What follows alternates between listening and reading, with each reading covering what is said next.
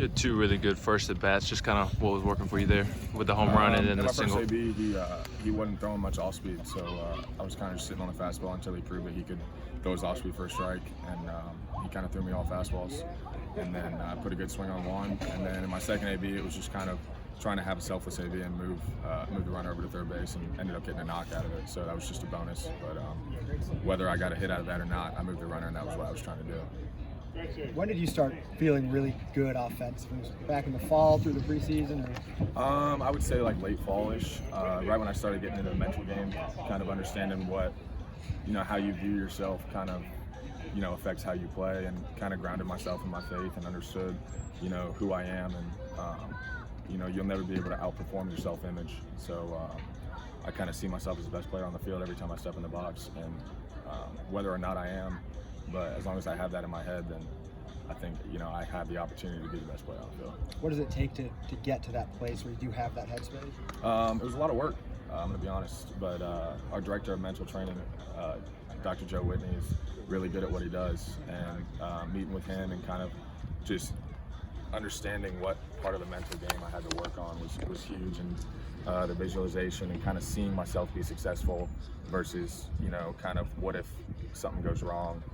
I think that was huge, and being able to visualize myself, getting hits like that in the first inning and being where I am right now kind of helps me to where when I'm here, I'm not surprised. So like I'm not shocked by the kind of success I'm having, and hope I can keep it going. What has impressed you most about this pitching staff through the first 3 weeks of the season? Their ability to fill up the zone, without a doubt. I think it's the same story as last year, just a different group of guys.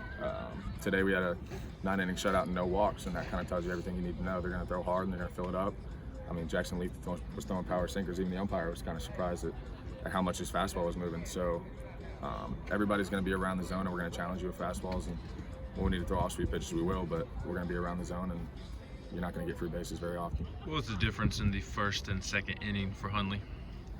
I wouldn't say that he had more command, because he was kind of commanding everything, but when he came in on Friday, he threw all fastball. So I think their approach today was to kind of just sit fastball, and we kind of worked off speed in there, they kind of, were on their heels a little bit. So I think it was just working in the off speed, and, he was just being himself. That's what he does. He fills it up, and guys are going to get hits. That happens.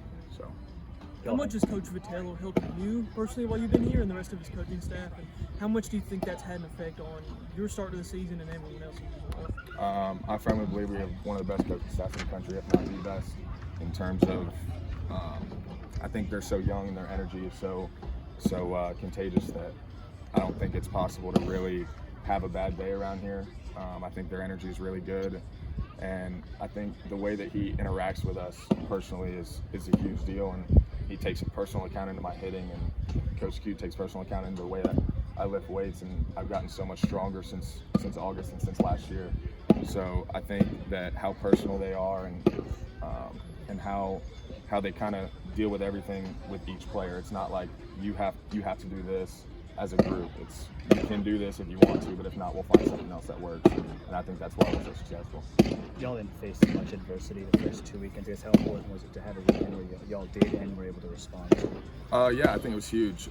First time we fell behind was against Houston in Texas, and we came back from that, and that was big. And then, they kind of came in here and showed that they weren't afraid. They kind of had a really high energy. One of them was doing pull-ups in the dugout at one point. So it's huge for us to not take a step back when that happens, if that makes sense. We weren't surprised at all. Nobody was taken back. The energy didn't stop, and our approach didn't change. We knew it was going to happen. It was just a matter of when, not if. So I think with this offense, we can change the game in an inning, and if it takes us more than one inning, we're going to change it eventually. But you never get a break with us. One more for Pat. How much different is that when it kind of approaches a whole offense than it was maybe a year ago? I think it's huge. Going back to you never get a break 1 through 9, I think you could flip our lineup and put anybody anywhere you want, and it would still look like a real lineup. Like you never get a break from the first hitter to the last one. You have to work to get outs, and once we start rolling, it's really hard to stop, like Evan said, and I firmly believe that, and we feed off of each other. Like today, selfless at bats, Rucker, Pete, guys like that just want to move runners or walk or are okay with taking walks because they just want to get it to the next guy, knowing that he's going to get it done. Thanks, Pat.